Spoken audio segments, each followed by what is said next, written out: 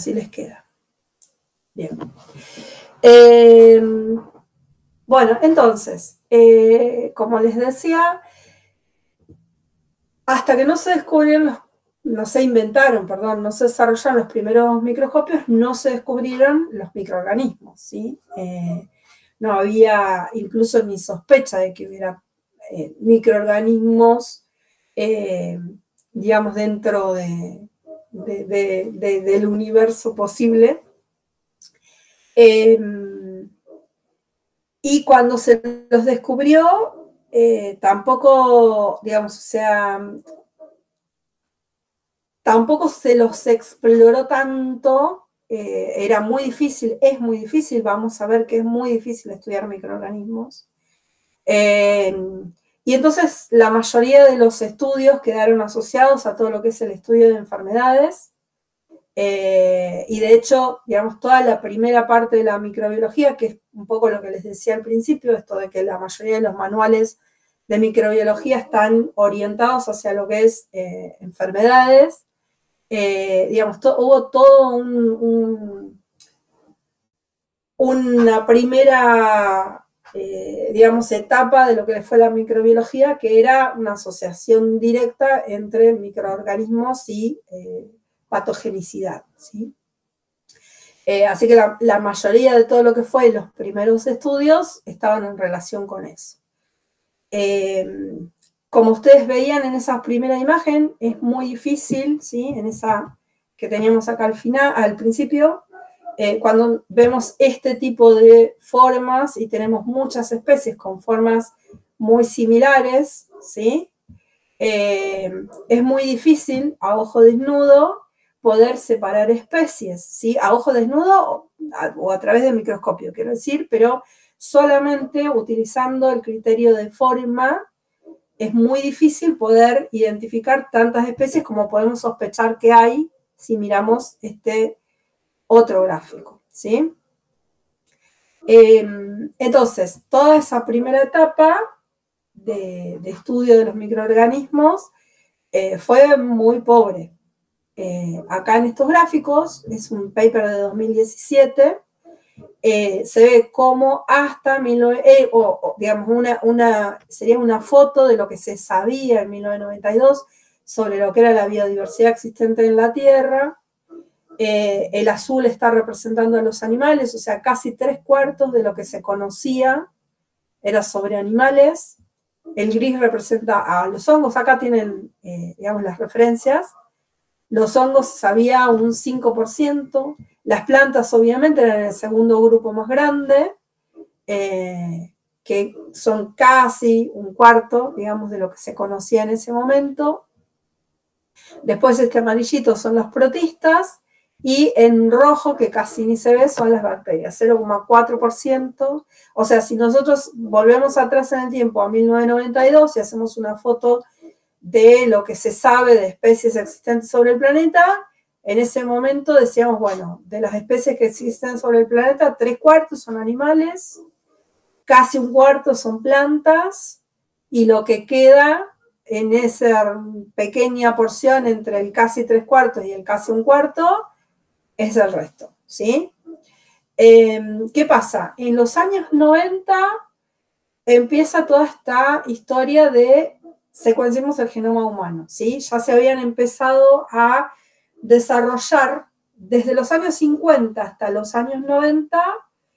En los años 50, si ustedes se acuerdan, es cuando se describe la estructura del ADN, 1953 y la publicación de Watson y Crick.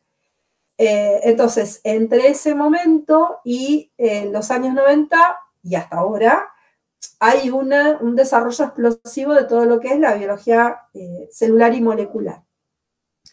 Y eso implica que se desarrollan un montón de técnicas de estudio para biología molecular, y hace que empecemos a conocer un montón más de un montón de cosas. Pero es en los años 90 cuando, creo que es exactamente en el 90, cuando se proponen secuenciar el genoma humano. Yo creo que en ese momento todavía no habían logrado secuenciar a Escherichia coli, o estaban en eso. y se estaban proponiendo secuenciar en el genoma humano, que en ese momento parecía una locura, pero ellos habían propuesto que más o menos para el año 2000 el genoma humano iba a poder estar secuenciado, porque aunque en ese momento no existían todavía las metodologías necesarias, justamente eso, digamos, a la par que se iba sabiendo más del genoma humano, se iban a ir impulsando el desarrollo de nuevas tecnologías que permitieran que el proceso se acelerara cada vez más, y de hecho así fue. Entonces, en toda esa última década de lo que fue el siglo XX y la primera década de lo que fue el siglo XXI, nuestro tiempo ahora, nuestro milenio, nuestro siglo actual, se fueron acelerando cada vez más todas lo que son las tecnologías de secuenciación. Y en la medida en que, digamos, se aceleraron todas esas tecnologías, el primer foco estuvo puesto en los animales, ¿sí? Y se hizo un gran estudio de animales, se empezaron a descubrir que muchas especies animales que a ojo desnudo parecían ser una misma especie, en realidad cuando las analizábamos en términos genéticos eran especies distintas, que tenían características diferentes, adaptaciones a distintas condiciones, que no se cruzaban, que bueno. Entonces ahí hubo como una explosión, y por eso en el círculo del medio ustedes ven que aumenta desproporcionadamente la cantidad de animales que aparecen sobre la mesa, ¿sí? Digamos, en nuestro conocimiento actual, porque está absolutamente sesgado, porque en esas 2 décadas, digamos, toda la mayor concentración energética estuvo puesta en los animales, en estudiar animales. En toda esa época se empiezan a crear bancos de datos a nivel mundial que existen y son, digamos, accesibles de manera libre, por suerte. Entonces, digamos, todos podemos acceder y podemos hacer uso de la información que está ahí, compararla, cotejarla con las informaciones que nosotros tenemos, etc. Y eso hizo que crecieran de manera explosiva y desproporcionada todos los datos que había sobre lo que era el reino animal, y muy poquito sobre los otros reinos. Pero en la medida en que la situación se empieza como a estabilizar un poco, se empieza a estudiar un poco más todos los otros grupos. Como ustedes ven en el tercer dibujo, sobre plantas no hubo mucho aumento de conocimiento hasta el 2017. Yo calculo que hoy en día debe haber mucha más información de plantas que en ese momento. Pero sí hubo un aumento explosivo de lo que es identificar la biodiversidad que existía dentro de los grupos de microorganismos, ¿sí? Sobre todo de procariotas y sobre todo de bacterias. O sea, fíjense que los protistas también crecen un montón, ¿sí? El conocimiento sobre protistas también aumentó un montón. Quedó ahí medio quedadita la cuestión de las plantas. Espero que hoy en día ya esté un poco más equilibrada. Pero las bacterias de pronto descubrimos que había una biodiversidad de microorganismos de la cual no teníamos ni la más pálida idea, y que la podemos detectar solamente a través de estudios genéticos, ¿sí? A través de tomar muestras ambientales, hacer secuenciaciones masivas de todo lo que es, no sé si en algún momento han escuchado hablar de lo que son secuenciaciones de muestras ambientales, pero lo que se hace en esos casos es considerar a la muestra, por ejemplo, tomamos una muestra de tierra, ¿sí? Obviamente hacemos un extracto, sacamos todo lo que es ADN, lo separamos de todo lo que es otro tipo de restos biológicos y mugre en general, ¿sí? Y analizando ese ADN podemos llegar a identificar cuántos tipos de organismos hay ¿sí? Lo vamos a ver eso más sobre el final de la materia, porque tiene su complejidad. Por ahora, créanme, va a ser una cuestión de fe.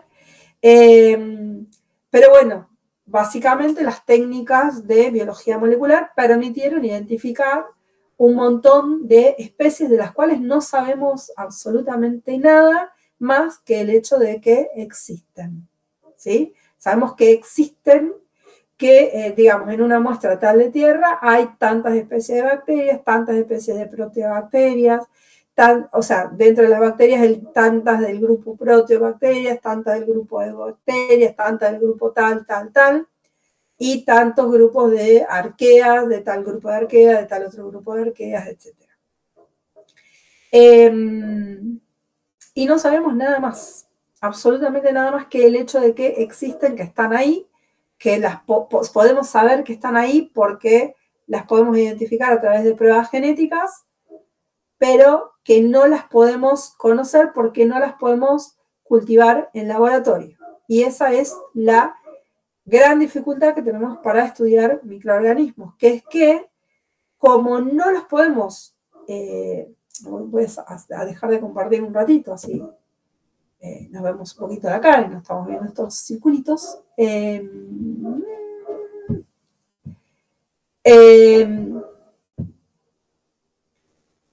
Como no podemos hacer un avestaje, ¿sí? Si ustedes alguna vez hicieron una observación de aves, o de lo que sea, mamíferos o lo que sea, saben que salen a caminar, no sé si tienen prismáticos, se llevan unos prismáticos, tienen una cámara, se llevan una cámara.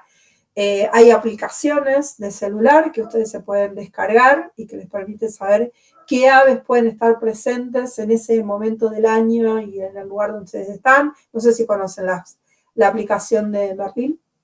Bueno, después las paso si les interesa.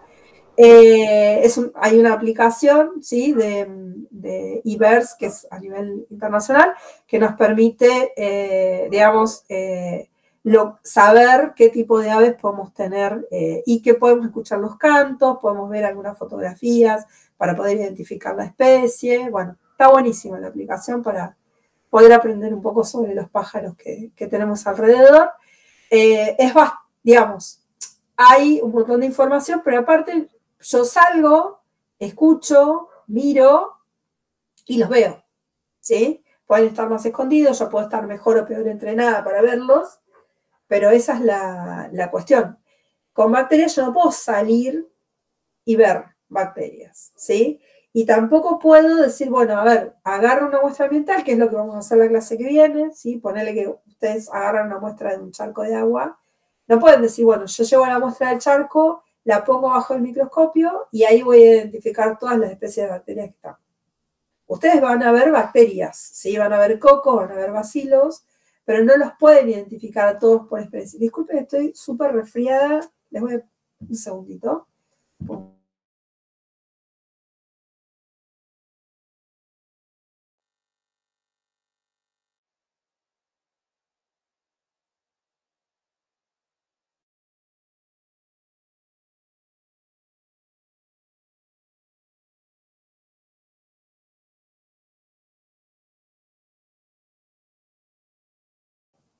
Bueno, entonces no las puedo identificar, no puedo decir, bueno, acá hay tantas, o sea, imagínense que aunque tuviéramos 1 mililitro de charca,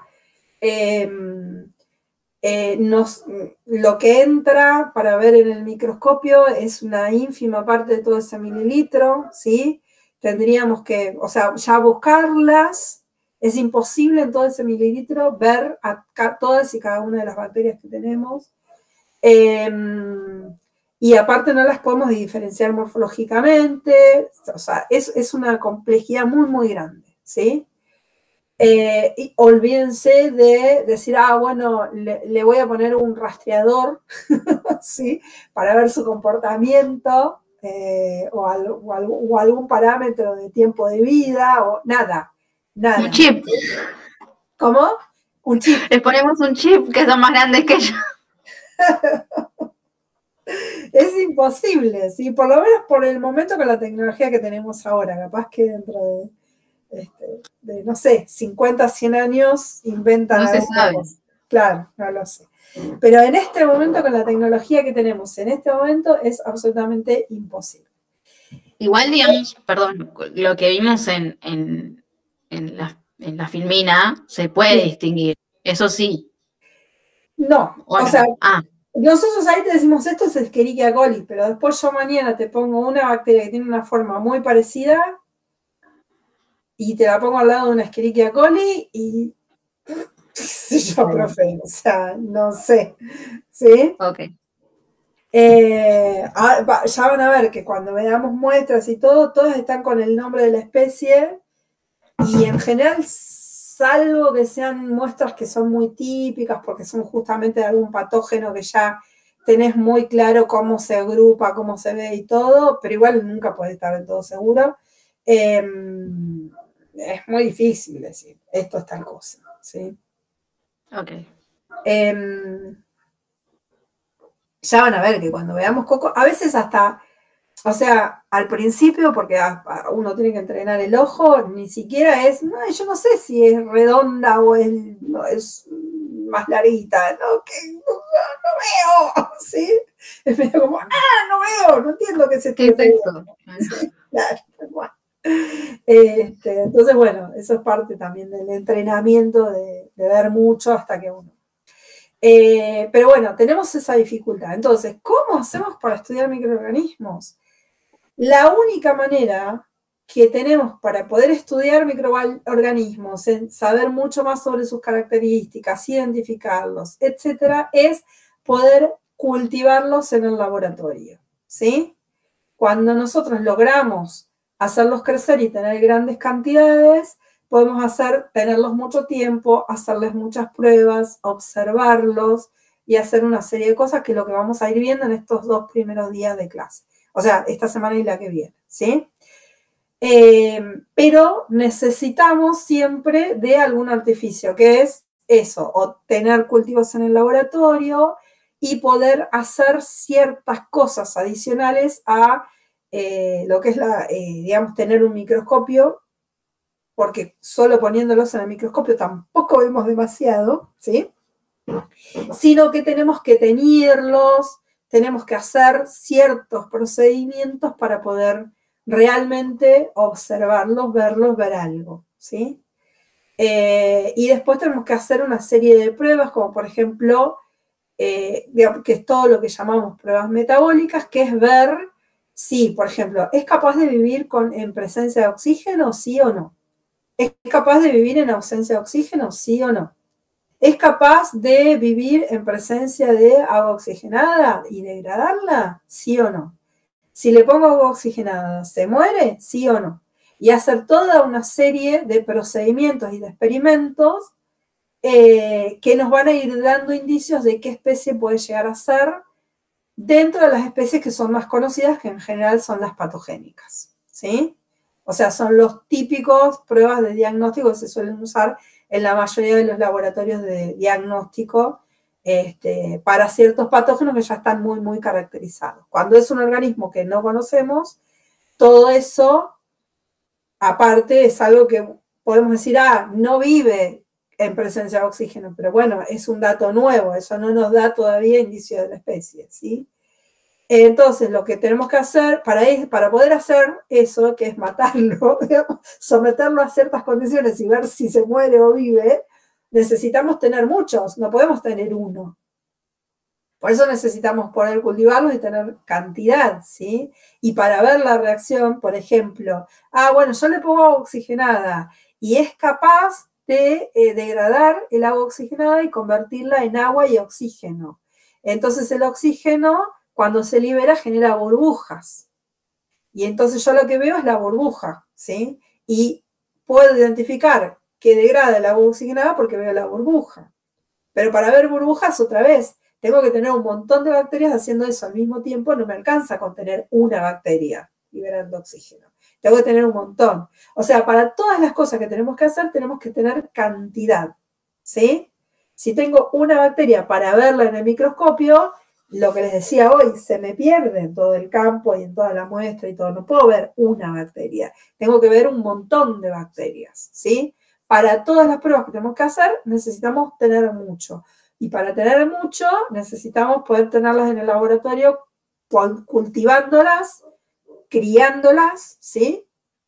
Y no todas toleran digamos, la vida en el laboratorio, porque eso que para nosotros es, les damos buenas condiciones, le ponemos mucho alimento, le damos lo que necesitan, para otras, no, te dicen, no, mi amor, yo necesito 300 atmósferas de presión para vivir, no puedo vivir en las condiciones que vos me estás ofreciendo, ¿sí? Entonces, hay un montón de microorganismos que no los podemos criar en laboratorio y de todos esos no podemos saber absolutamente nada hasta que no generemos las condiciones que nos permitan cultivarlos en laboratorio. Mientras tanto, lo único que sabemos es que están, que existen, porque podemos identificar que hay genes ahí que son de un organismo que no es todos los demás, ¿sí? O sea, podemos identificar que hay diversidad de especies, pero no podemos hacer nada más que eso, que saber que existen.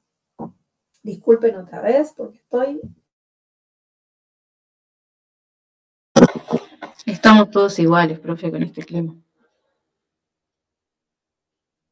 La porquería.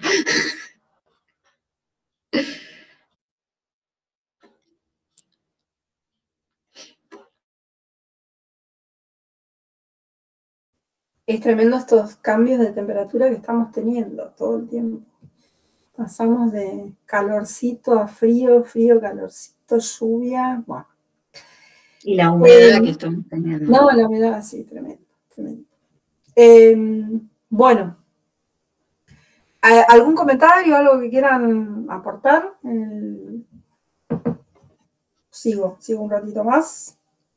Profe, digamos, esas condiciones que dice que no se pueden hacer en laboratorio, o sea, son porque no se pueden representar en el laboratorio, ¿no? Sería... A veces porque no podemos representarlo, a veces porque no sabemos qué necesita. No sabemos cuáles son sus requerimientos, ¿sí? O sea, hay cuestiones que son muy difíciles de reproducir en laboratorio. O sea, por ejemplo, yo quiero crear un organismo que necesita, no sé, 2, 3, 5 atmósferas de presión. A lo mejor puedo comprar un equipo, puede ser un poco más económico, un poco más caro, pero que me genere las condiciones de presión que necesita ese organismo. Ahora, si necesito, no sé, 300 atmósferas, ya es un equipo muchísimo más caro, ¿sí? Yo, a ver, todos esos laboratorios de altísima tecnología, y que, digo, todavía no los hemos podido recrear, pero yo no sé si ustedes vieron en alguna película en el Código Da Vinci, no, en la otra, Ángeles y Demonios, ¿vieron esa película? ¿Escucharon hablar de la máquina de Dios? No. Un acelerador de partículas que hicieron en Suiza o algún lugar así, que es para estudiar el movimiento de electrones, fotones, no me acuerdo exactamente en este momento, pero que tiene como 40 kilómetros de longitud para poder generar la energía que necesita el electrón. O sea, es toda una instalación. Y les digo la película esta, Ángeles y Demonios, porque ahí lo muestran parte de todo lo que es esa instalación. También lo pueden buscar en alguna noticia o algo más científico. Pero parte de Ángeles y Demonios implica, digamos, mostrar un poco esa instalación. Y digo, son como cosas de altísima tecnología, se necesita un montón de guita, y son cosas que las puede hacer la NASA, las puede hacer alguna entidad de ese estilo con muchísimo presupuesto, y a veces ni siquiera, porque a veces tampoco tenemos la tecnología para hacerlo. Entonces, nada, es como súper complejo. esto que les digo es física, no tiene nada que ver con la microbiología, pero me refiero a que hay muchas cosas que generar las condiciones implica una inversión en términos económicos, de tiempo, etcétera, que a veces todavía no tenemos las condiciones. Seguramente en el futuro se van a ir generando condiciones para estudiar mucha más diversidad de microorganismos, pero las dos limitantes son, una es esa que les estoy planteando ahora, y la otra tiene que ver con el desconocimiento de las necesidades de ese microorganismo, ¿sí? Porque a veces, uno puede no estar generando algunas de las condiciones, pero no todas, y a lo mejor falta algo que es fundamental, y si no se lo estamos aportando, no va a crecer de todos modos. Muchos microorganismos que viven en condiciones muy extremas, aparte, son organismos de crecimiento muy lento, ¿sí? Nosotros estamos acostumbrados a pensar en algunas bacterias como Escherichia coli que crecen muy fácil, digamos, una Escherichia coli se puede replicar cada media hora, ¿sí? Más o menos. Y eso es algo que es viable de criarlo en laboratorio, pero un organismo que tiene generaciones muchísimo más largas, porque si vive en condiciones extremas suelen tener metabolismos mucho más lentos, entonces también es mucho más difícil poder cultivarlas por eso, porque tienen otros ritmos, ¿sí?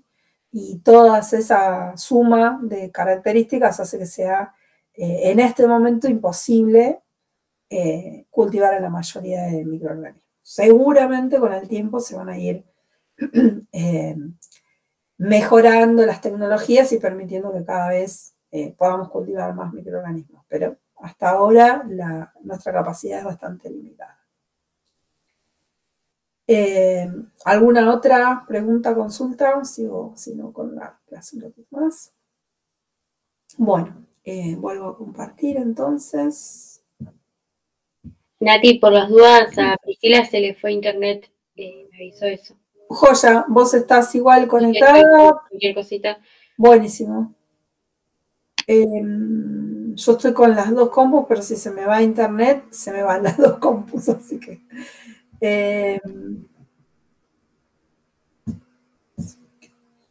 bueno, entonces, ¿dónde estoy? Acá, el teórico. Bueno, entonces, esto sobre lo que sabemos de la biodiversidad. Microorganismos los vamos a encontrar, como les decía, en todas partes, absolutamente en todas partes. No hay un rincón del planeta que se haya explorado y donde no se hayan encontrado microorganismos. Y también los podemos encontrar cumpliendo todas las funciones de las cadenas tróficas que ustedes ya han estudiado en ecología o en introducción, donde tenemos organismos productores, organismos consumidores, descomponedores, y vamos a tener nuevas variantes que seguramente ustedes no habían visto, porque, por ejemplo, los productores, digamos, cuando nosotros decimos productores, pensamos plantas que hacen fotosíntesis, ¿sí? Si somos un poco más amplios, pensamos en, bueno, organismos que hacen fotosíntesis, incluimos las plantas, incluimos las algas, incluimos algunas cianobacterias, las cianobacterias y algunas bacterias que también tienen capacidades de fotosintetizar, pero también hay organismos que son productores y que no son fotosintéticos. ¡Ah! ¿Qué? ¿Que lo que? Sí. Hay muchos protistas que son capaces de usar energía no proveniente de la luz solar, sino que usan energía química, ¿sí? Cuando yo les contaba que en las profundidades del mar, donde no hay luz, o del suelo, donde no hay luz, no hay oxígeno, pero sí hay organismos vivos, para que haya organismos vivos ahí tiene que haber productores. ¿Y digamos, cuál es la fuente de energía que utilizan esos productores? Energía química, es decir, energía proveniente de moléculas, pero de moléculas inorgánicas en general. A esos organismos los llamamos litoautótrofos. Litos es piedra, ¿sí? Así como a las plantas las llamamos fotoautótrofos, a los organismos que utilizan energía química a través de moléculas inorgánicas los llamamos litoautótrofos.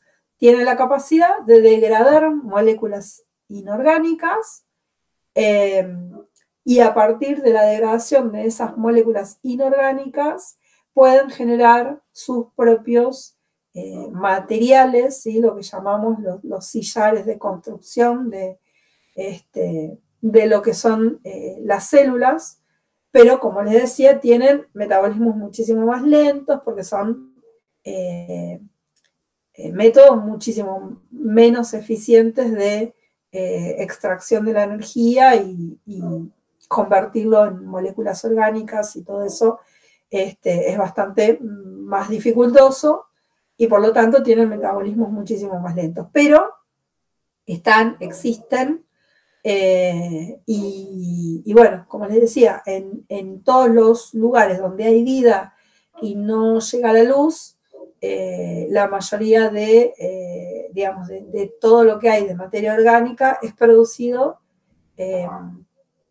por esos organismos quimioautótrofos, ¿sí? Dentro de lo que son los consumidores también tenemos un montón de microorganismos que consumen, que van a degradar materia orgánica para tener energía.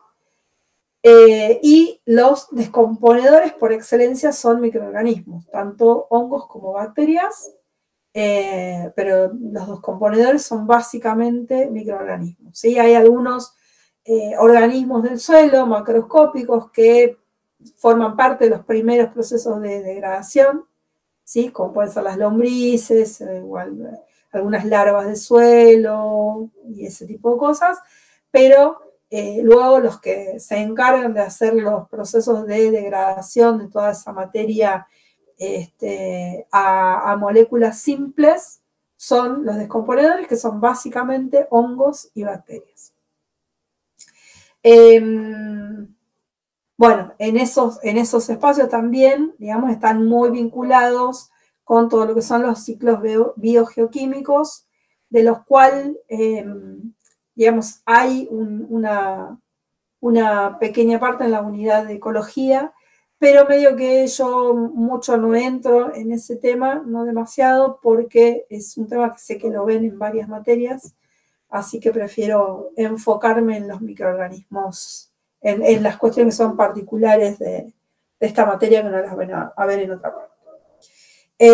Bueno, otra importancia, digamos, más utilitaria de lo que son los microorganismos son las aplicaciones industriales, algunas que datan de muy antiguo y otras que son mucho más modernas. Todo lo que es la industria alimentaria, ya desde muy antiguo se conoce la fabricación de alcoholes, de yogures, kéfir, todo lo que son productos de fermentación. ¿Alguien conoce el kéfir o el... ¿Qué otro era? ¿Cómo era el otro producto de fermentación que... ¿Conocen el kéfir? ¿Alguien lo probó? ¿Saben lo que es? Sí. Nadie.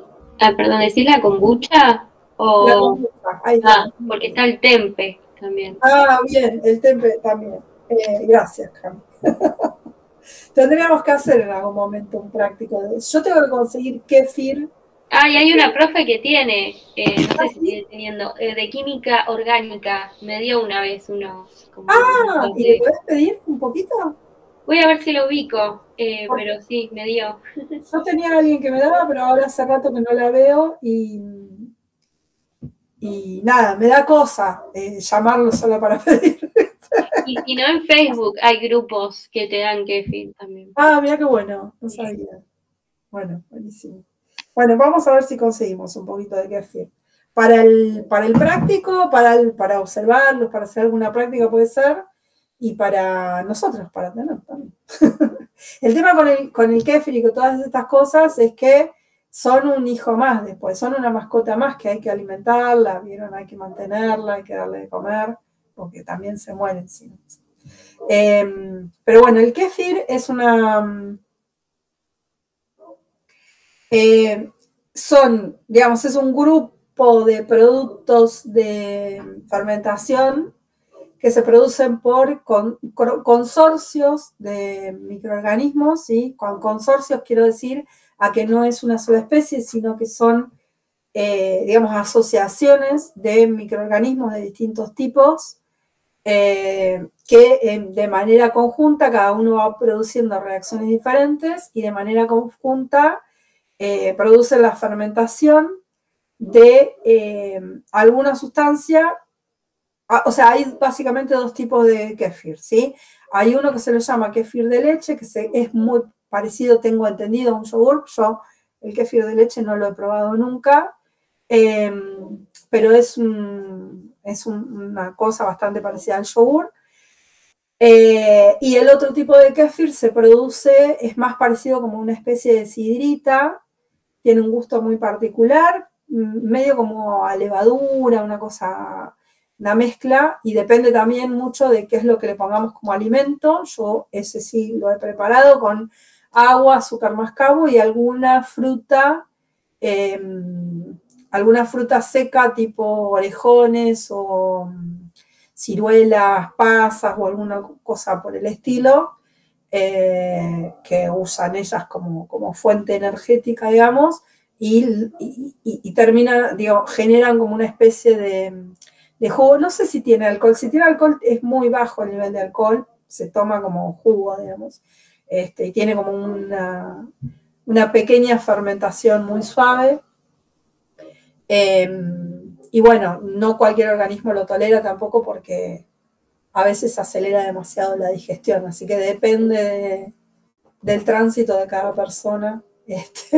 Algunos terminamos en el baño rápido, yo por eso lo dejé de preparar. Porque, sí, y depende de los días, ¿viste? También. Y depende de los días que tenga de fermentación. Creo que hasta 3 días, según, tiene sus propiedades, tipo 1 día, 2. Yo una vez lo tomé el tercer día y me mató. Me llené de granos, tipo ampollas, no sabes qué, pero sí lo había tomado 2 días, es como, más o menos. Pero sí tiene ese sabor como a sidra. Yo le ponía semillas, me acuerdo. Está bueno, pero sí lo tenés que cuidar. Si no, fuiste. Claro, hay que estarle encima todos los días, bueno. Bueno, ahí les dice también aceitunas verdes, ¿sí? Las aceitunas, yo no sé si ustedes sabían, también pasan por un proceso para ablandarse, son muy duras cuando están verdes, y entonces para ablandarlas no es solo el vinagre que les agregan, sino que les hacen un proceso de fermentación con microorganismos. Bueno, los vinagres también se producen por fermentación, por producción de ácidos acéticos sobre todo, que ya vamos a ver cuando veamos eso en metabolismo, que es uno de los productos, digamos, de la fermentación. Algunos macerados de algunas comidas medio extrañas, digamos, que implican a veces dejar un cierto producto. Yo alguna vez escuché que hay una preparación en Francia, por ejemplo, de carne de gallo, pero después nunca lo pude cotejar esa información, así que no lo sé, pero sí esto, digamos, que la dejan un tiempo fuera de la heladera para que se ablande un poco porque es carne de gallo viejo, digamos, sí. Unas comidas que tienen que ver con, digamos, con épocas de hambruna, de guerras y ese tipo de cosas. Bueno, ciertos, digamos, procesos químicos que realizan algunos microorganismos y que hacen que después esa materia sea palatable o sea masticable, porque a veces es demasiado dura y no se puede ingerir. ¿Sí? Bueno, en la industria química también se usan para sintetizar muchas cosas y en la farmacéutica, ¿sí? Para producir algunos medicamentos, algunos antibióticos. Si llegamos a A ver, la clase de transgénicos lo vamos a mencionar también a ese tema. La producción de muchos productos, medicamentos y todo eso se hacen con transgénicos también. Y antibióticos como por ejemplo la penicilina, ¿sí? Que son producidas por microorganismos. Y luego la industria minera también, para algunos pasos para extracción de metales, también se utilizan microorganismos. También para procesos de biorremediación, bioindicadores y producción de algunas fuentes energéticas de origen biológico y más ecoamigables, digamos. Todo tiene sus pros y sus contras, ¿sí? Por ejemplo, la obtención de etanol a través de maíz, que bueno, es, digamos, es una producción biológica de etanol. El maíz se usa no solo para alimento, ustedes saben, y para producción de aceites y todo eso. Muchas de estas oleaginosas se usan para la producción de etanol y ese tipo de cosas. Pero también el maíz el maíz actualmente no solo se está usando como alimento, sino que también se está usando para producción de etanol y para producción de algunos bionylons, ¿sí? Esos nylons biodegradables. No sé si los han visto, los vamos a ver también cuando estemos en el laboratorio. Les puedo llevar una muestra que tenemos ahí en el labo. Y ese tipo de cosas, pero bueno, eso también implica aumentar las superficies de tierras cultivadas de maíz, así que obviamente que creo que es preferible tener más cultivos de maíz que generar más plástico, producto del petróleo, pero de todo siempre hay que hacer los cálculos, ¿no? De cuánto de cada cosa, porque a veces si solamente tenemos en cuenta una etapa del proceso, y no tenemos en cuenta todas las otras de contaminación, como les decía hoy, con el tema de las energías supuestamente limpias, ¿sabes? Que utilizan un montón de litio y todo lo que se llama tierras raras, que son productos súper contaminantes, o el uso de células fotoeléctricas que tienen grandes consumos de agua, por ejemplo, y que pueden producir problemas con el tema de las sombras que generan los sensores. Bueno, de todo lo que a priori parece siempre mucho mejor, de todo hay que hacer siempre el análisis global de todo lo que se está haciendo para ver si realmente, digamos, cómo nos cierran las cuentas, ¿no? Bien, otra de las cosas que se pueden producir, digamos, a partir de productos de fermentación son biogases en muchos lugares, digamos, donde no hay acceso a otras fuentes de energía. Es muy importante la producción de biogás como material, digamos, de combustible, o la producción de biodiesel, que también, bueno, tiene las mismas consideraciones que estaba haciendo para el maíz y el etanol. Lo mismo para, digamos, para la producción de biodiesel, salvo en los casos en los que estamos hablando de aceites usados, donde ahí sí lo que estaríamos haciendo es reciclar productos que eran de desecho. Después, biorremediación, también lo vamos a ver sobre el final de la materia. Hay muchas estrategias de los cuales se usa, bueno, la más obvia y común, que ustedes seguramente también la ven en un montón de materias, no sé si en este momento la tienen en mente, pero es todo lo que es el tratamiento de aguas residuales. Pero también hay otras que tienen que ver con a veces el tratamiento de un montón de materiales de desecho de industrias, ¿sí? Derivados del petróleo y otros contaminantes, para los cuales los microorganismos genéricos, ¿sí? No solo las bacterias, sino muchos microorganismos pueden generar procesos de degradación de esos productos y convertirlos en productos o bien inocuos o bien un poco menos nocivos de lo que eran en su primera etapa de descarte. Y finalmente tenemos la posibilidad de utilizarlos como bioindicadores, donde podemos, digamos, la presencia o ausencia de microorganismos nos puede dar un indicio de la calidad de una cierta muestra de materia, ¿sí? Por ejemplo, si hay o no una gran cantidad de biodiversidad en una determinada muestra ambiental, ¿sí? Y tener un parámetro de cuánta biodiversidad deberíamos esperar encontrar en función de si esa muestra está más o menos prístina o si está contaminada. A veces el hecho de que haya muchos microorganismos no implica que eso sea un buen indicio, ¿no, Cami? Sí. ¿Qué tenés para contar de...?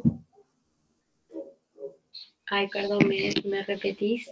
Estabas en otra. No, digo que a veces el hecho de que haya muchos microorganismos no implica que la muestra tenga una buena calidad, ¿no? Como nos puede pasar en una muestra de agua contaminada y eutrofizada.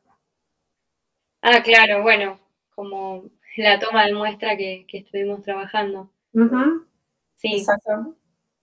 En un lugar donde hay mucho, en un arroyo, en una zona donde hay muchos desechos de productos, digamos que son de uso de algún tipo, de algún proceso fabril o de la industria agropecuaria, digamos, de la actividad agropecuaria o algo de ese tipo de cosas, podemos tener desechos en un cuerpo de agua que hagan que se eutrofice y entonces en esos casos, digamos, la presencia de esos microorganismos lo que nos está indicando es que la calidad de ese cuerpo de agua es bajo, ¿sí?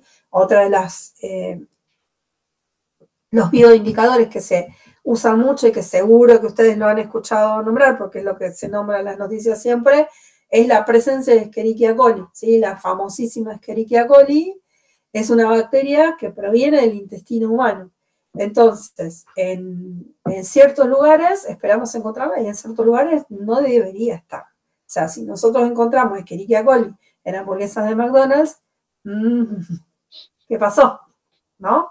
Si encontramos Escherichia coli en agua potable, ¿qué pasó? No debería estar ahí, ¿sí? Porque la única manera de que llegue Escherichia coli ahí es a través de las heces, ¿sí?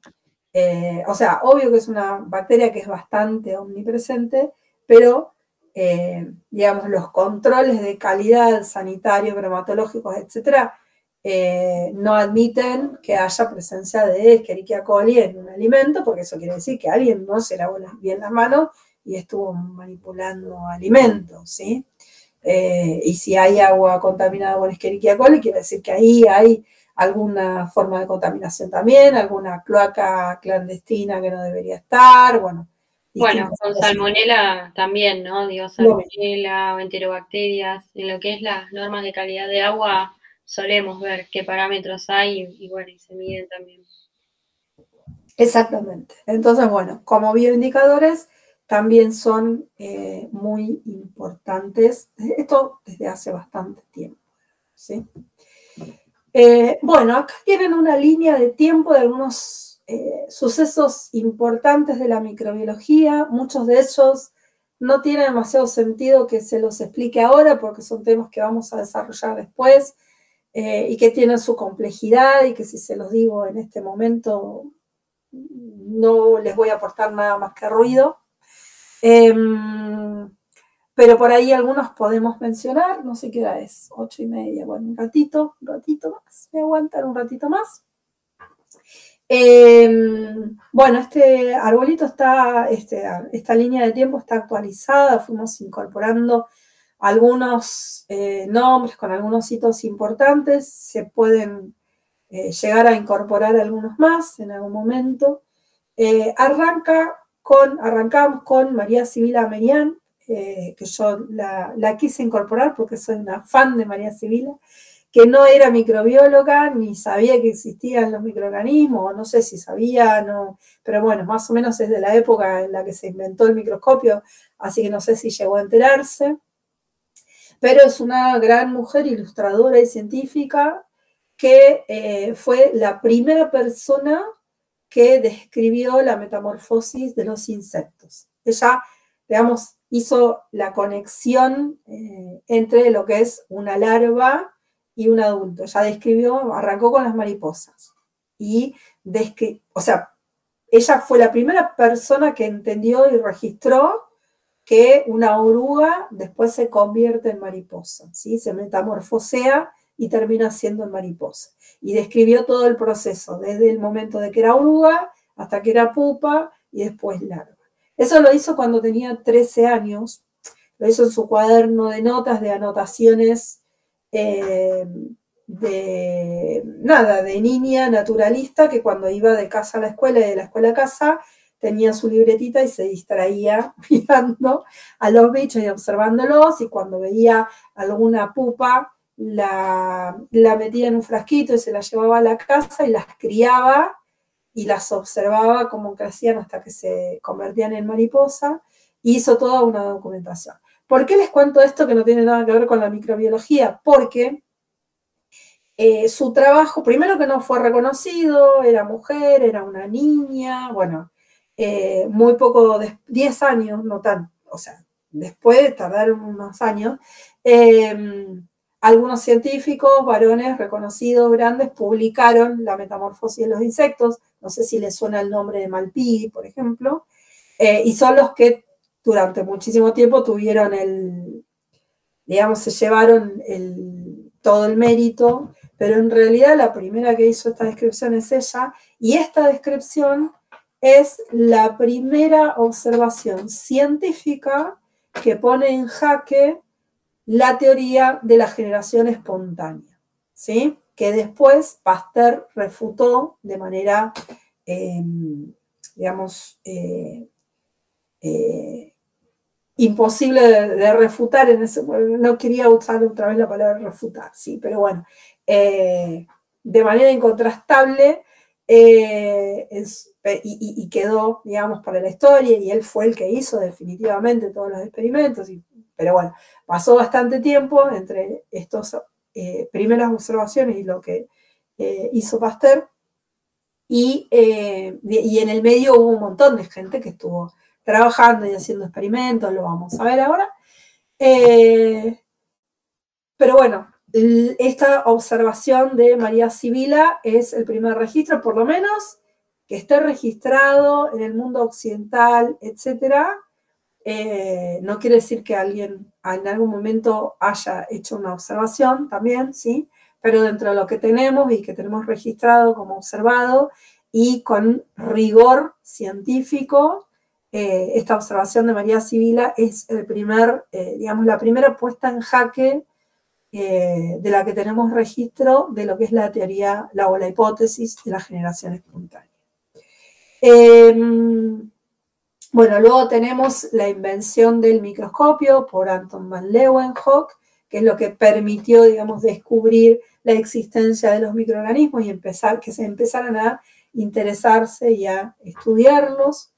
Luego tenemos ahí a Lady Mary Wortley Montagu, que fue una mujer que, digamos, fue la que introdujo el concepto de variolización, que después llevó también a la producción de vacunas por parte de Pasteur, pero ella o sea, no la inventó, ¿sí? No la inventó, era una práctica que existía en Oriente. Ella era la esposa de un embajador de, si no me equivoco, Turquía, no me acuerdo, pero algún país ahí que está medio en el límite entre Oriente y Occidente, en lo que es Europa, o sea, entre Asia y Europa. Ella observó esa costumbre que tenía la gente de, digamos, cuando había alguien que había tenido viruela, y ya la había superado. Había un momento en el cual, digamos, hacían como una especie de contagio a propósito, de, digamos, conservar parte de lo que quedaba en las pústulas, pero que ya no les producía la enfermedad grave, sino que, digamos, era una forma muy rudimentaria que tenían en ese momento de variolización, de inmunización.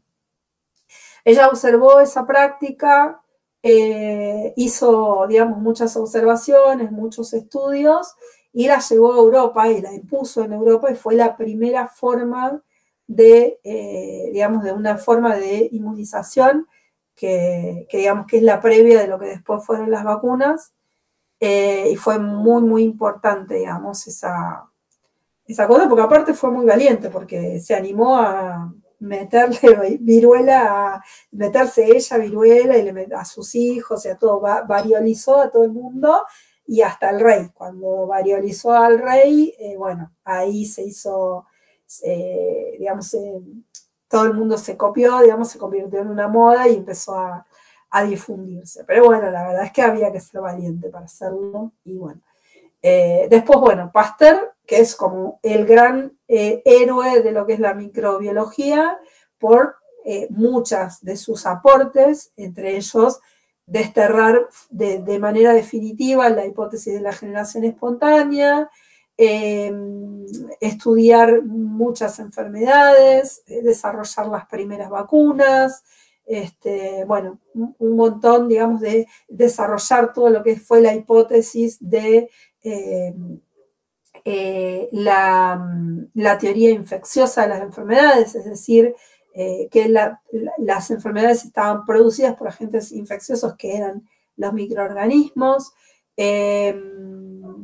Bueno, un montón de estudios que hizo Pasteur y que es lo que lo convierte en uno de los grandes padres de la microbiología. Bueno, después Kohn descubre las endosporas.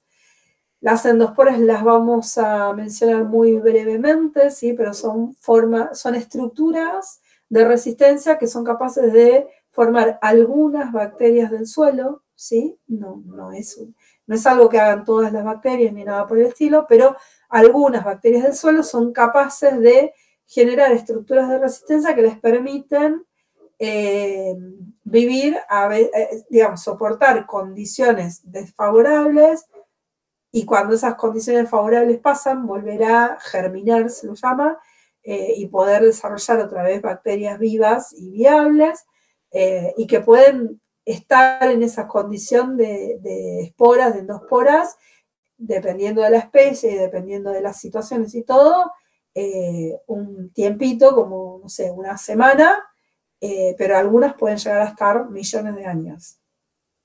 Se han encontrado bacterias de millones de años que se han logrado revivir. Bueno, otro descubrimiento muy importante. Después Koch, que también genera los medios de cultivo y una serie de observaciones también en relación a todo lo que es la microbiología. También se lo considera como uno de los grandes padres de la microbiología. Y arriba, justo arriba de Koch, en ese mismo árbol, la ven a Fanny Hesse, porque ella fue coinventora prácticamente de lo que son los medios de cultivo, pero absolutamente desconocida por la historia de la microbiología, por Koch sobre todo, porque Koch dice que, o sea, ella aportó un ingrediente fundamental que se usa para poder hacer todos los medios de cultivo, y él la menciona como que era una señora que él conoció y que lo usaba para las mermeladas y que nada, le dio la idea, pero nada más, en realidad era una científica que sí, le dio la idea, pero bueno, vale, ¿no? La idea.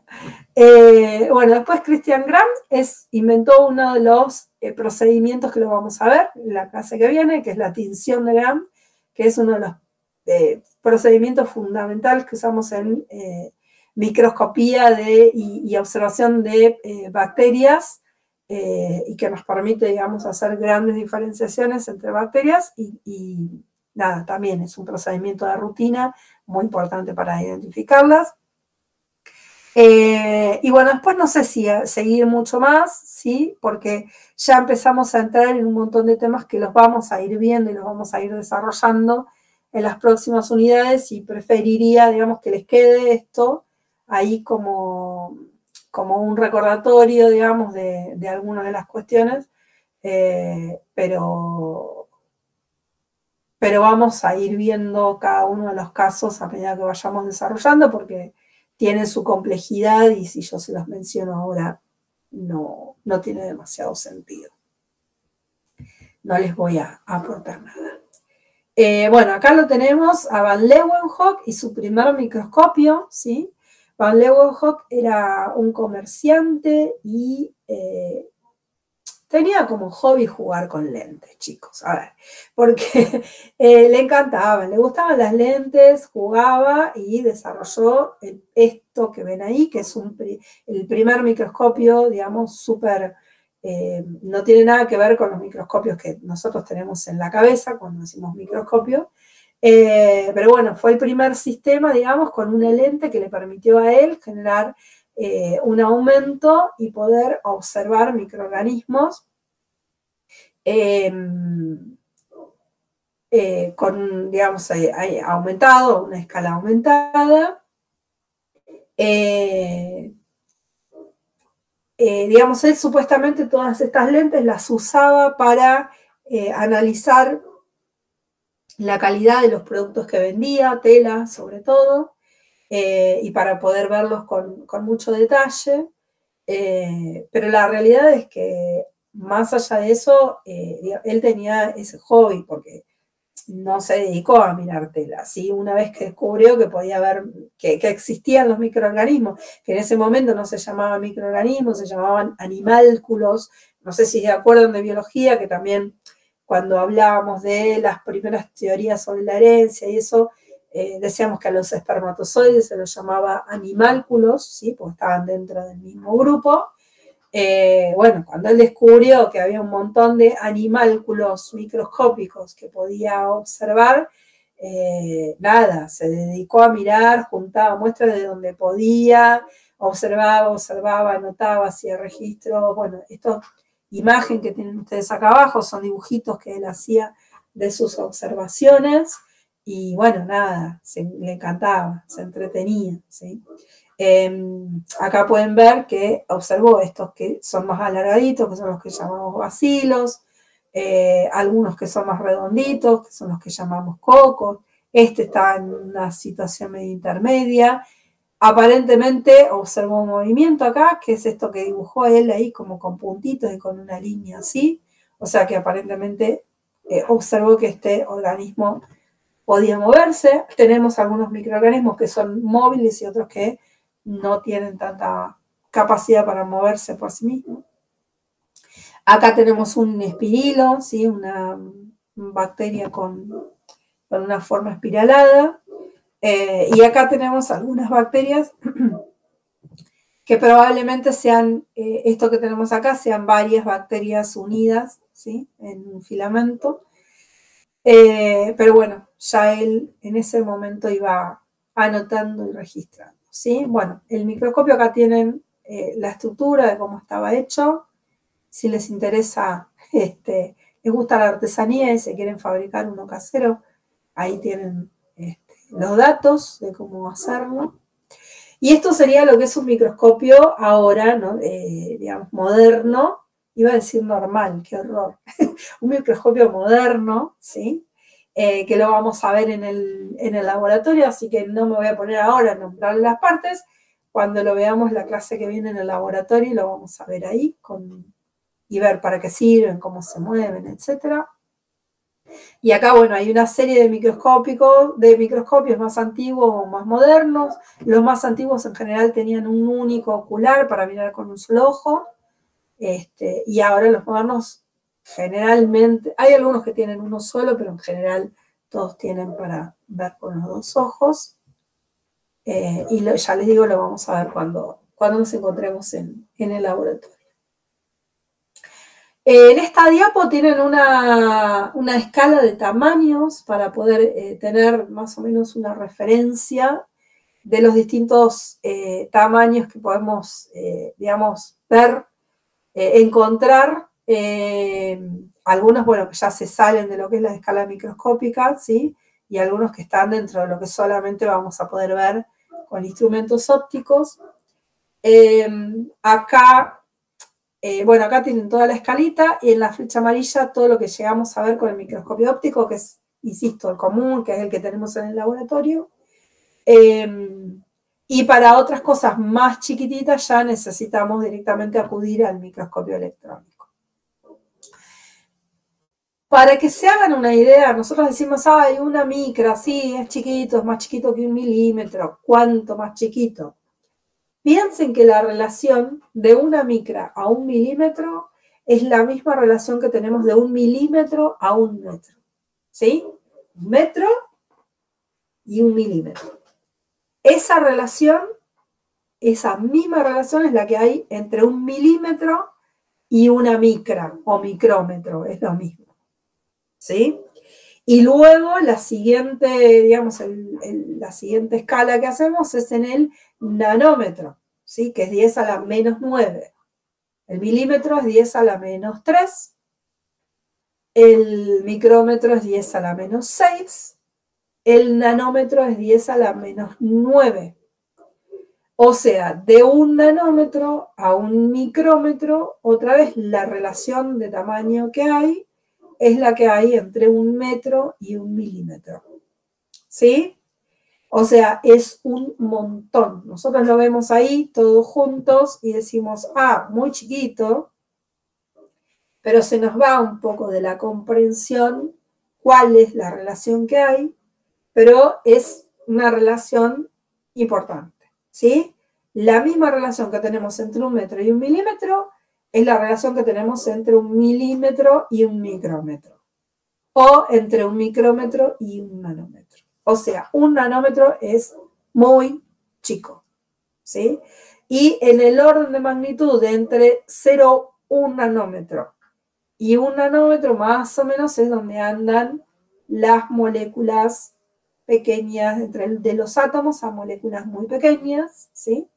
Las moléculas un poco más grandes, pues ya pueden medir un poco más de nanómetros. No sé si se acuerdan, por ejemplo, el ADN, cuando está desenrollado, la estructura más simple del ADN es la fibra de 2 nanómetros, ¿sí? Eso es lo que mide más o menos la fibra de ADN de ancho, ¿sí? De largo puede llegar a medir 1 metro desenrollado.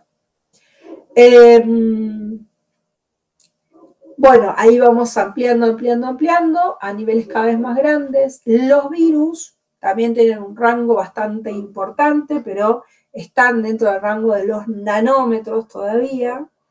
Y ya cuando entramos al rango de los micrómetros, entramos a hablar de células, ¿sí? Las bacterias andan en el orden de entre 1 micra y 10 micras. Y las células eucariotas en general andan entre 10 y 100, con un promedio de 60, ¿sí? Una célula eucariótica más o menos 60 micras, es un tamaño bastante habitual. Así que más o menos esos son los rangos de tamaño que podemos encontrar dentro de lo que es las moléculas de la vida, ¿sí? Y luego acá ya les ponen, digamos, como otras estructuras un poquito más grandes y comparativas, una hormiga y un cabello. Yo tenía, a ver si lo encuentro acá a mano, porque yo en mi Instagram, cuando encuentro simulaciones y esas cosas, les voy guardando. A ver si entra derecho. Había un videíto que estaba bueno. Sí. Estaba en el grupo, pero cambié el celu y lo perdí. Yo lo mandé al grupo, puede ser, sí. Puede ser. Acá en mis guardados por acá. ¿No? No. No, cancelar. ¿Y dónde están los guardados? Por acá.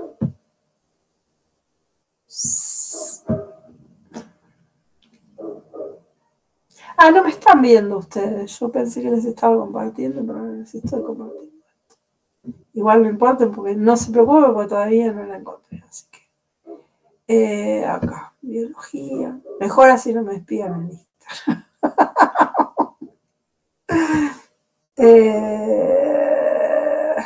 ¿Dónde está?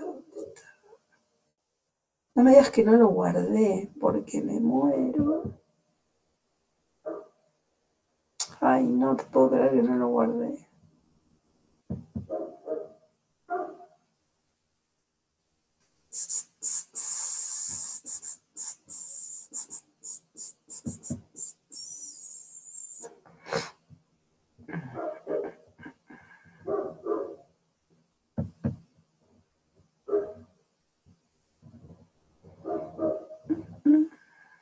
No, me parece que no lo guardé. ¿Vos lo encontraste ahí en el Instagram? No. No, porque estaba en el grupo. Yo creo que lo colgué en el blog el año pasado en algún momento, pero... Y si no estaba como video, yo lo había descargado con una plataforma y lo mandé como el recorte del video. No sé si en los archivos del grupo te aparecerá. A ver. Qué raro, yo estaba segura de que lo había guardado. Y qué boba que no lo bajé. Porque está muy, muy lindo ese video. Es una simulación que va justamente de pelos a moléculas. Sí, estaba en inglés, como para buscarlo encima. No es que lo podemos buscar en español. No, pero se aparecen los archivos del grupo. Lo que pasa es que nos mandamos 2 millones de cosas y después al encontrar. Capaz que en videos, Nati, viste ahí en documentos, fotos, videos, por ahí debería. Sí, sí, sí.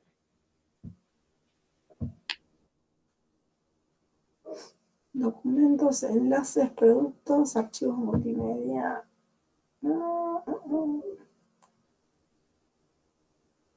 Esto tiene pinta, a ver si es esto.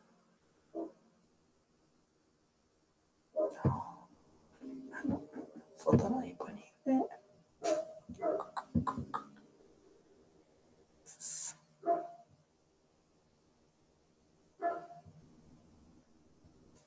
No lo encuentro, che. Como que me aparecen solo las fotos en archivos multimedia, no me aparecen los videos, me parece. Ay, qué raro.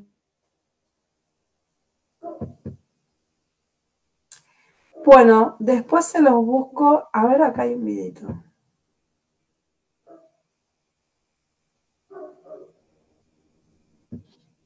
No, San Vicente lo estaba haciendo. Lo voy a buscar y veo si lo encuentro, porque Dale, ¿lo encontrás? Dale, A ver acá.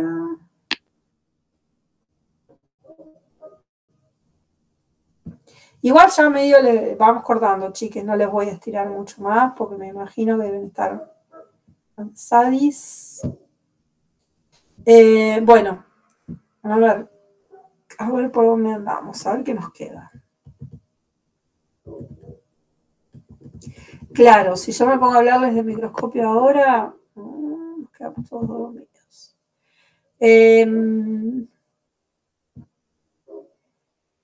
Bueno, no vamos a entrar demasiado en microscopio, sí les voy a mostrar un poquito estas imágenes. Son, o sea, cuando nosotros hablamos de microscopio, dentro de lo que es el microscopio óptico, también tenemos distintos tipos de microscopios, ¿sí? Que funcionan con luz, pero que nos van a permitir ver de distintas maneras para poder contrastar a los microorganismos. Fíjense, esta imagen que ustedes ven acá, no, pero no lo quería hacer, sino ver acá. Esta que ven acá, que dice campo claro, ¿sí? Que estoy rodeando ahora, es así como se ve en el mejor de los casos una célula, si nosotros ponemos una célula grande, ¿sí? Una célula eucariota, si la ponemos en el microscopio sin hacerle ningún tipo de proceso antes. En el mejor de los casos la vemos así, ¿sí? Y en general ni tanto. Se ve muchísimo más transparente. La mayoría de las células no tienen pigmentos propios. Algunas sí, bueno, si es una célula vegetal va a tener clorofila. Algunas células están pigmentadas, son productoras de pigmento y las podemos ver un poco más así como estructura. Pero en general las células son transparentes. Las estructuras que tienen son muy pequeñas, ya sean las membranas, las organelas, los ribosomas, todo eso son muy pequeños, entonces lo que podemos ver es bastante poco, ¿sí? Es esto, así. Hay algunos microscopios que tienen unas formas particulares, digamos, de desviar la luz y jugar de otra manera con la luz y la sombra y permitirnos, o sea, fíjense que es la misma imagen, pero vista con distintas estrategias, ¿sí? El mismo microscopio a veces permite cambiar de una forma de visualización a otra. Y en todos estos casos estamos trabajando con un preparado que no está sin teñir ni nada. Una muestra justamente que no está preparada, que es una muestra que está sin teñir ni nada por el estilo. Pero en general con eso mucho no vamos a ver, entonces lo que necesitamos hacer es hacerle algún procedimiento a las células que nos permita poder visualizarlas mejor. Mucho más, imagínense que estas son células eucariotas cuando estamos hablando de bacterias que a veces son, no sé, ínfimo, muchísimo más chico que estas que estamos viendo acá, que las vemos apenas como un puntito, como esto que pueden ver acá, ¿sí? Así las veríamos.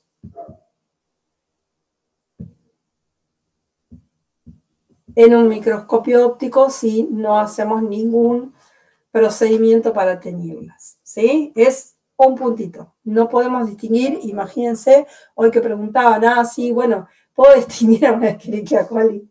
Dale. Distinguime acá este puntito de este que tenés al lado, a ver si te das cuenta qué especie es. Ni por casualidad, ¿sí? Hay que tener el ojo afilado para darse cuenta de si es un coco o un bacilo, ¿sí? No hay muchas posibilidades de poder diferenciarlas si no les hacemos un tratamiento, ¿sí? Los microscopios tienen varios aumentos, el máximo es de 1000 por, o sea, 1000 veces el aumento. Cuando los aumentamos unas 1000 veces, podemos llegar a ver, digamos, las bacterias en un tamaño que lo percibimos como si más o menos fueran de 1 milímetro de tamaño. Y eso es como lo máximo, ¿sí? En estas fotos que tienen acá está en 400 por, que es un poquito menos de la mitad, pero que es lo que es uno de los tamaños que se suele usar bastante en microscopía. Después con el microscopio en la mano, con el práctico y todo eso les explico un poco mejor por qué y todo.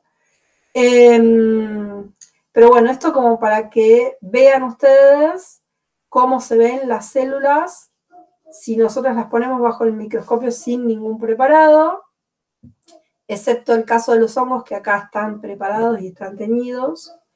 Pero el resto serían células que nosotros tomamos la muestra, directamente las ponemos bajo el microscopio y observamos, ¿sí? Más o menos así vemos a las bacterias, más o menos así vemos a las levaduras. Esto, como pueden ver, son fotosintetizantes, entonces tienen alguna producción de pigmento que nos permite identificar, ver un poquito más de estructuras, aparte son un poco más grandes, porque ya son células eucariotas. Y en el caso de los hongos, como les decía, estos sí pasaron por un proceso de tinción que nos permite visualizarlos de ese color, no es su color natural, ese celeste que ustedes observan ahí. Acá hay otra imagen, ¿sí? Y se llama observación en fresco a esto que es, digamos, observarlo sin hacerle ningún tipo de procedimiento previo antes de la observación. Y como les decía, todo se ve muy claro, muy indiferenciado, incluso estos que son hongos eucariotas bastante grandes, ustedes vean que se ve todo muy transparente, ¿sí? No podemos, o sea, sí podemos diferenciar algunas estructuras, pero nada, ¿no? Hay que tener el ojo entrenado, no es una cosa que nosotros digamos, ay, fui a la clase de micro y agarré el microscopio, miré y encontré un montón de bacterias, así como las dibujan en las propagandas del Isoform, ¿no? Que tienen pelitos y colores y charlan entre ellas. Bueno, ahora sí, corto. Cami, ¿pudiste encontrar el video? No, no lo encontré, pero lo voy a buscar para estos días. Bueno, sí, y se lo subimos al... Es más, yo estoy segura de que en el blog está... bueno, lo chupeo por ahí. Estoy segura de que el año pasado en algún momento lo compartí. Acá, para presentar. Pero ya los voy a dejar tranquilos porque ya está súper cansadichis. No sé si quieren hacerme alguna pregunta, alguna cosa. También pueden dejar, si quieren, para llevar la semana que viene alguna muestra. Por ejemplo, si hoy se hacen una sopa, separan un cachito del caldo en algún frasquito limpio y lo dejan en algún lugar que no esté demasiado frío ni demasiado caliente, nada. Y por ahí la semana que viene vemos qué creció ahí, ¿sí? Ese tipo de cosas.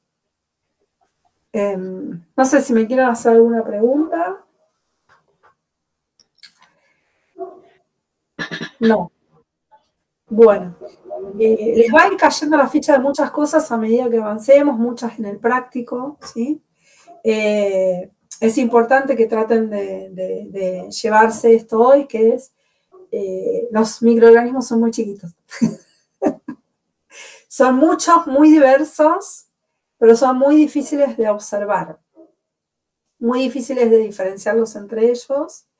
Entonces tenemos que hacer un montón de artificios para poder observarlos, ¿sí? Entre ellos, que es criarlos en el laboratorio, o sea, cultivarlos es la palabra técnica, ¿no? Cultivarlos en el laboratorio, tener una buena cantidad de microorganismos para poder hacer un montón de pruebas, someterlos a situaciones, matarlos en muchos casos. Entonces necesitamos tener mucha cantidad para poder repetir todos esos experimentos y para amplificar, o sea, necesitamos esa cantidad. Tener muchos es otra manera, no solo el microscopio nos permite amplificar lo que vemos, sino que tener muchos nos permite amplificar y poder observar cosas que si no son inobservables. Como les decía hoy, bueno, produce oxígeno, sí, pero si yo tengo una bacteria produciendo oxígeno, no veo la burbuja. Para ver la burbuja tengo que tener un montón de bacterias que estén produciendo oxígeno al mismo tiempo, ¿sí? Entonces, para todas las observaciones que hagamos, vamos a tener que hacer un montón de procedimientos artificiales mucho más groseros que los que usamos con los organismos macroscópicos, ¿sí? Entonces, insisto, les va a ir cayendo la ficha a medida que avancemos con la materia, pero vamos a tener que hacer un montón de experimentos de crecimiento, de observación, de tinción, de etcétera, para poder estudiarlos. Bueno, si estamos, me despido. Nos vemos en el blog. Iremos colgando estos videitos que les fuimos mencionando.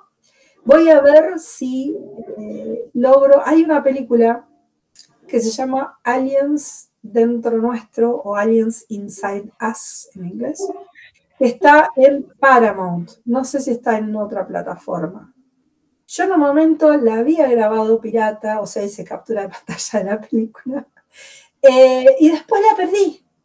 Se las quería subir a ustedes para que la tuvieran porque está súper interesante. Es un estudio de bacterias del cuerpo humano, simbiontes del cuerpo humano, naturales, digamos, no patogénicas, sino las naturales, y es muy, muy interesante porque hacen un estudio comparativo, es medio de esos documentales así. Hacen un estudio comparativo entre distintas poblaciones, o sea, estudian poblaciones que prácticamente no han estado sometidas nunca al uso de antibióticos, y entonces hacen comparaciones de la biodiversidad, de la microbiota normal, y está muy buena la peli, pero bueno, eso, voy a ver si la consigo porque, nada, yo en un momento tuve Paramount, pero ahora no lo estoy teniendo y voy a ver si la puedo rescatar. También compartirla y que la tengan como material interesante. Y cualquier material interesante que encuentre, por supuesto, compártanlo, está buenísimo. Cami, yo me olvidé hoy, por ejemplo, del tema de todas las cuestiones artísticas y todo eso, pero lo podemos ver en alguna clase más adelante.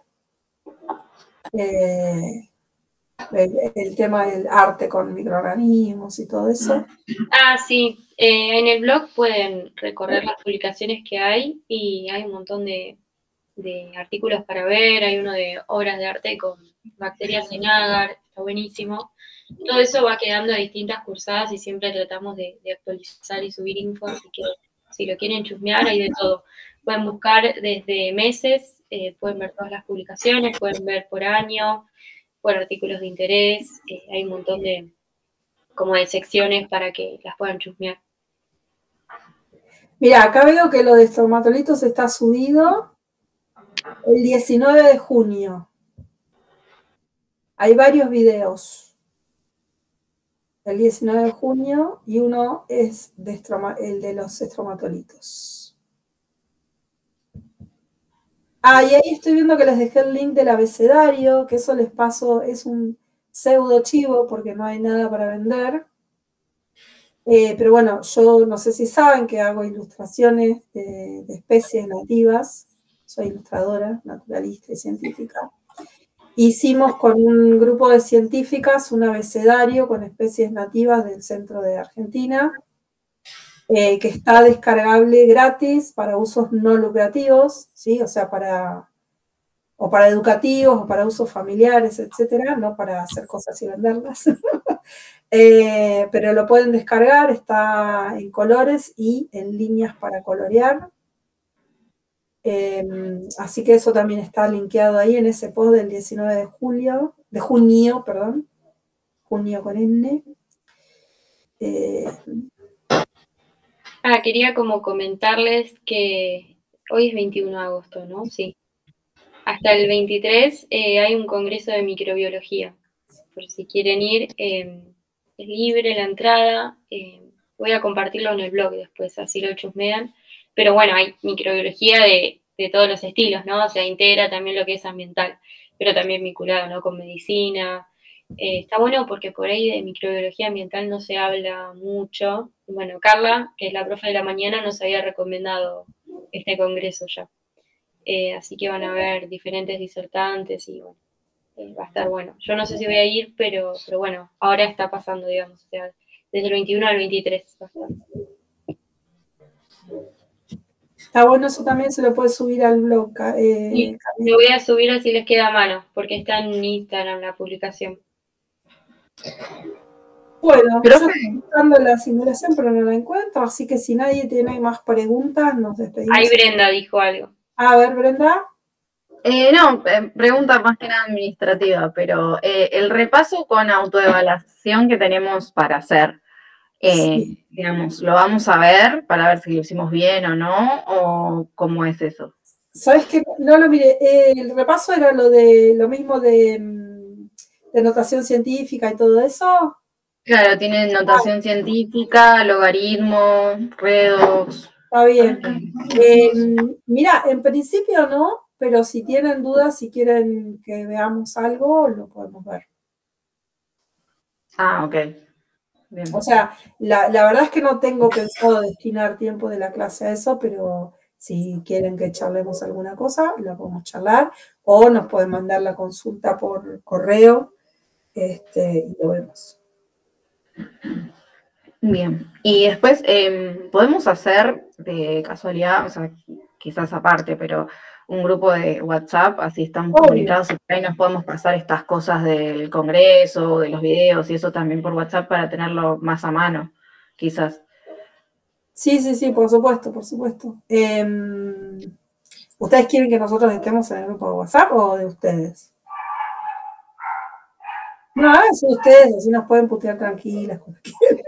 A la mañana van a hacer uno y nos van a sumar, Nati. Claro. O sea, nos van a sumar a los ayudantes, así que Ajá. no hay drama. Si no quieren. Bueno, como quieran. El tema es el siguiente. O sea, si nos quieren sumar a un grupo de WhatsApp, ok. Es como, bueno, un grupo más. Pero no se responde, o sea, primero, no hay, si hay preguntas en horarios, qué sé yo, 12 de la noche, fin de semana, no se responde en fin de semana. O sea, los ayudantes tienen la orden directa nuestra de no responder nada los fines de semana, ¿sí? Los fines de semana son para que descansen igual que todo el mundo, ¿sí? Y lo mismo después de ciertas horas, o sea, todo lo que sea como muy, digamos, qué sé yo, que agobie en cuanto a temas de trabajo, bueno, no, porque es mucho. Sabemos que el tema de la tecnología metida dentro de nuestras casas produce, digamos, como una especie de agotamiento mental hoy en día, que es, digamos, eso está siendo un problema tremendo. Así que, digamos, yo lo tengo como política y también, digamos, tienen los chicos esa indicación, que es que, bueno, si vos estás en tu clase de, no sé, de dibujo y llega una consulta, no respondas, ¿sí? Si estás descansando, saliste con tu pareja o no respondas, ¿sí? Estás en fin de semana, no respondas. No tiene que haber cosas así como de urgencia y de inmediatez y de nada por el estilo, ¿sí? Lo que se puede hacer, si no es, yo no tengo problema en hacerlo, sino el grupo,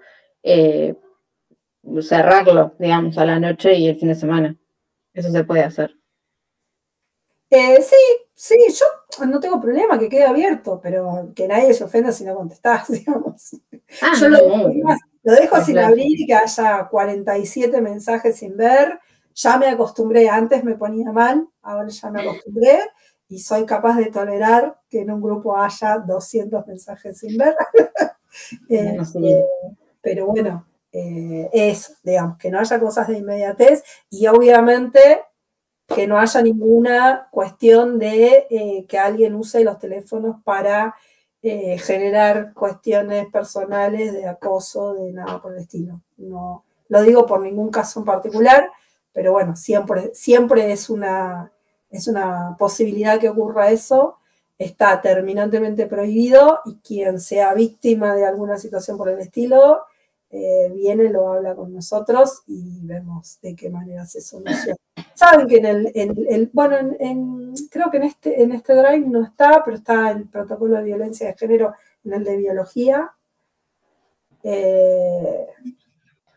Y bueno, nada, eso, digamos, absoluto autocontrol, quienes tengan tendencias a ser un poco invasivos con los demás.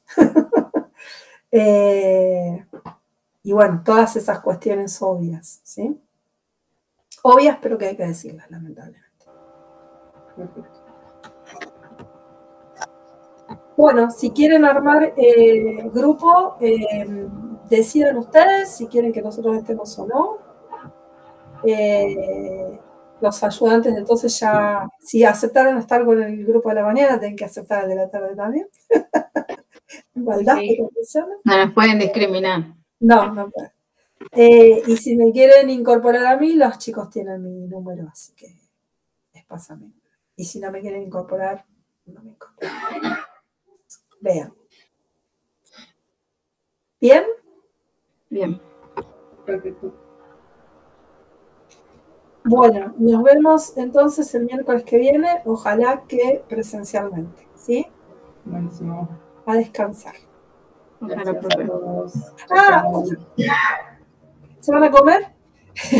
Porque tienen recetarios para mejorar la microbiota también en el Drive, ¿no? No hay mucho, no es un recetario, pero Sí. bueno, hay algunas recetitas buenas para mejorar la microbiota, así que entre, chequen.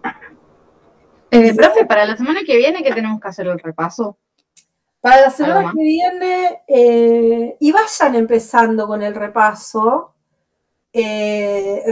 Notación científica, ya vieron que hoy con lo de nanómetros y todo eso ya empieza como a aparecer, digamos. No vamos a usar concretamente ahora, hasta la otra semana no vamos a usar concretamente ninguno de los temas, pero que después les van a quedar todos agolpados. Así que yo les diría, mínimo notación científica, que ya lo empiecen a mirar, y si pueden, y les da el tiempo y todo, empezar a ver un poco de redox y termodinámica, genial. ¿Sí? Profe. Sí. Yo estuve viendo un poco sobre redox y un poco la biología, y estuve viendo que no hay algo como para que yo pueda sostenerme y decir, bueno, lo que hice está bien. Ajá. Me faltaría esa parte, como decir, bueno, yo lo estoy haciendo, pero no sé qué tan bien está, porque no.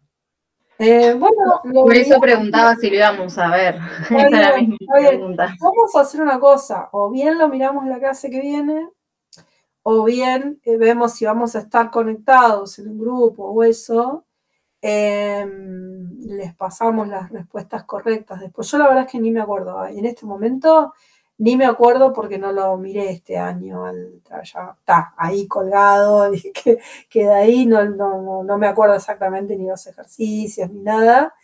Pero podemos pasarles las respuestas correctas como para que ustedes cotejen, y ahí si les aparecen dudas, charlamos las dudas que les aparezcan. ¿Les parece bien? Gracias. Sí. Nati, ahí, perdón, creo que te mandé el video. Por las dudas, si querés chequearlo y cualquier cosa lo puedes mostrar. Ay, sí. A ver, si se aguantan un ratito más, les muestro. Son segundos. Son segundos. Sí, es súper breve. Imagínense, es un reel de Instagram.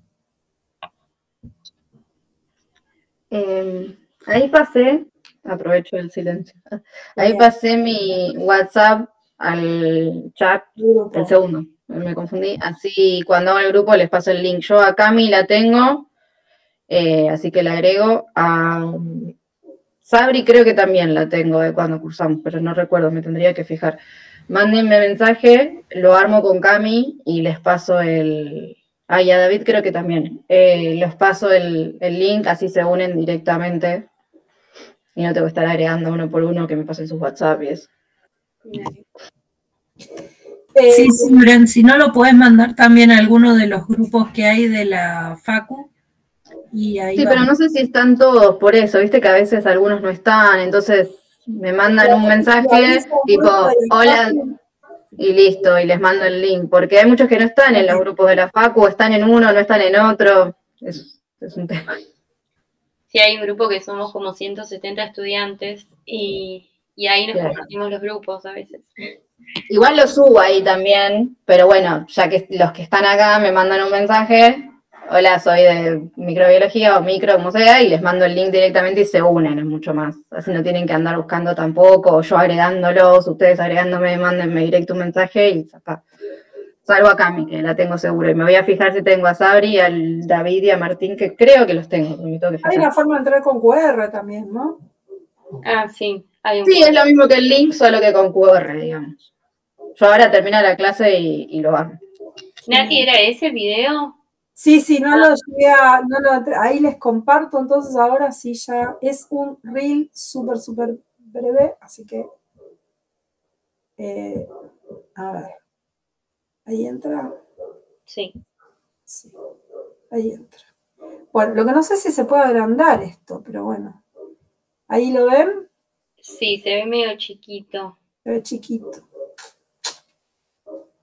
A ver si puedo. Ahí se ve mejor.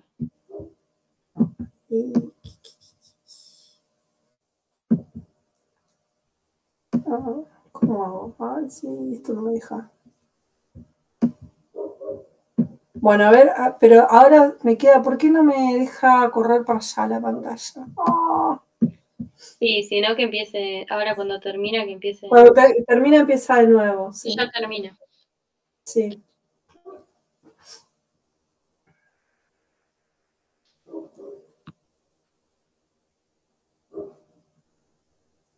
Bueno, ahí está, el pelo humano.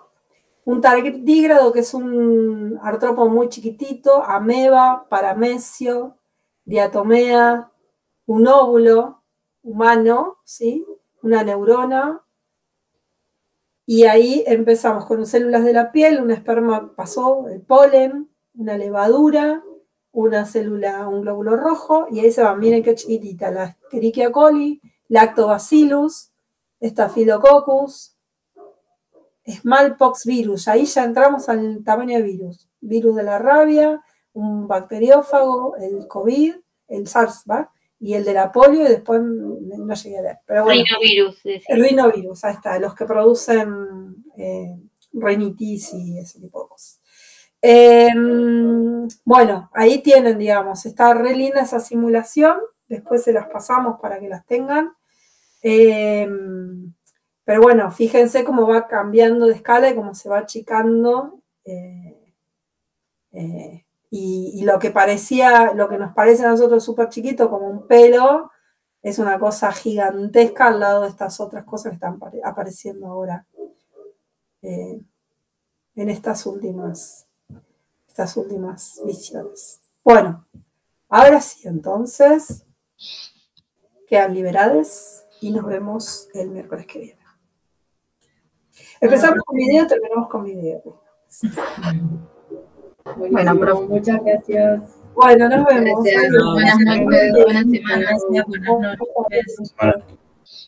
Chao, chao.